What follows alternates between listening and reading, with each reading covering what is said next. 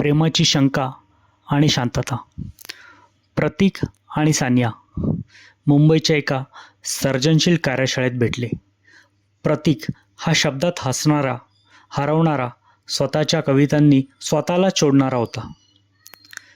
तर सानिया ही हसरी, जिवंत, पण आत खोल कुठेतरी थांबलेली होती. त्यांची पहिली भेट एका वर्कशॉपमध्ये झाली. तो गडबडीत शेवटच्या बाकावर बसला. तिने त्याला सरळ विचारलं, "तू लिहितोस?" प्रतीक म्हणाला, "हो, कधी स्वतःसाठी तर कधी इतरांसाठी."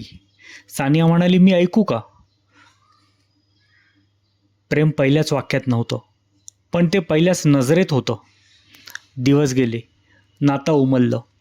कॉफी शॉप्समध्ये भेट, समुद्रकिनारी भिजलेले शब्द, दबक्या आवाजातले रात्रभरचे कॉल्स.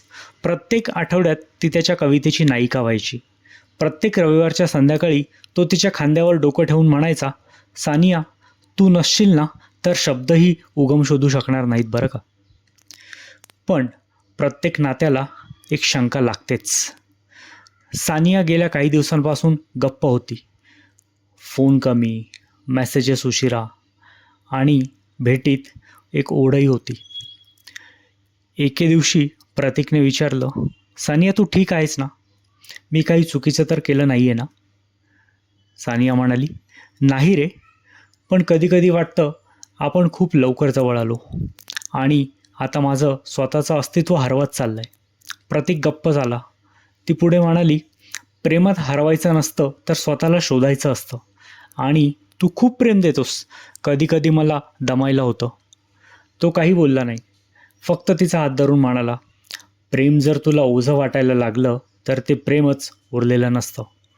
माझं प्रेम तुला दमवू नये, तुला ओझं वाटू नये म्हणून मीच मागे होतो, पण हृदयात मात्र तसाच राहीन तुझ्या." ती त्या दोघांची शेवटची भेट होती. सानिया शांतपणे उठली, काही बोलली नाही. प्रतीक तिच्याकडे एकटक बघत राहिला. प्रतीक असं बघत होता जसं कुणी शांत कविता वाचून गेलेलं असतं आणि आपण अजून पहिल्या ओळीवरच अडकलेलो असतो. आज बरीच वर्ष झाली. प्रतीक एक प्रसिद्ध लेखक झालाय.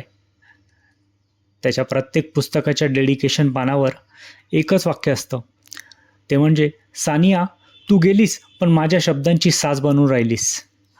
लोक त्याला आजही विचारतात, "तू एकटाच का जगतोस प्रतीक?" त्यावेळेला तो म्हणतो, "मी एकटा नाही, माझ्या प्रत्येक कवितेत सानिया आहे, शब्दांमागे लपलेली, शांततेत सांगणारी." खरंच मित्रांनो, मनापासून केलेलं प्रेम हे कधीच संपत नसतं आणि एकटा असला तरी जगण्याची ताकद देत असतं.